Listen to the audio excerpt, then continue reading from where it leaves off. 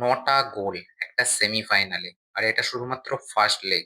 এখনো second leg বাকি। এইরকম ম্যাচ তখনই সম্ভব হয় যখন টপ দুটো European team, top attacking team একে অপরের বিরুদ্ধে খেলে এন্ড টু এন্ড ফুটবল। গোল শুরু হয় হ্যারি কেনের পেনাল্টি দিয়ে। কিন্তু সত্যি কথা বলতে এই ম্যাচে যে দুটো পেনাল্টি দেয়া হয়েছে দুটোই কন্ট্রোভার্সিয়াল। যদি ভালো করে দেখা হয় পেনাল্টি না দিলেও চলতো। তারপরে করেসকেলিয়ার গোল, তারপরে জাও নেভেসের হেডার দিয়ে গোল, তারপরে উলিসের একটা দারুণ রান সেখান থেকে শট গোল, তারপরে ডেম্বেলের পেনাল্টি।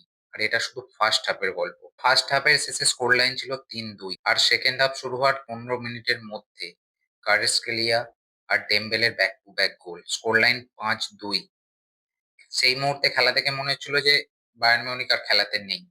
কিন্তু এটা বায়ার্ন মিউনিখ। এটা ফ্রি কিক থেকে ওপামেকানোর হেডার আর হ্যারি কেনের অ্যাসিস্টে লুইস ডিয়াজের অসাধারণ গোল। Score line ৫-৪। একটা জিনিস যেটা এখানে বুঝতে পারলাম না সেটা হলো পিএসজির এত ভালো অ্যাটাকিং টিম ডেমবেলে, ডেজরে ডুয়ে, কভারাটস্কেলিয়া তার সামনে কেন ব্যাক থ্রিতে বায়ার্ন মিউনিখ ডিফেন্স করছিল? এটা সিরিয়াসলি বোঝা যাচ্ছিল না। কিন্তু পিএসজি ব্যাক 5, ব্যাক 6 এ ডিফেন্স করছে। মিউনিখে এখনো সেকেন্ড লেগ বাকি। সেখানে কি হবে, কত স্কোর লাইন হবে সেটা এখন থেকে প্রেডিক্ট করা সম্ভব নয়।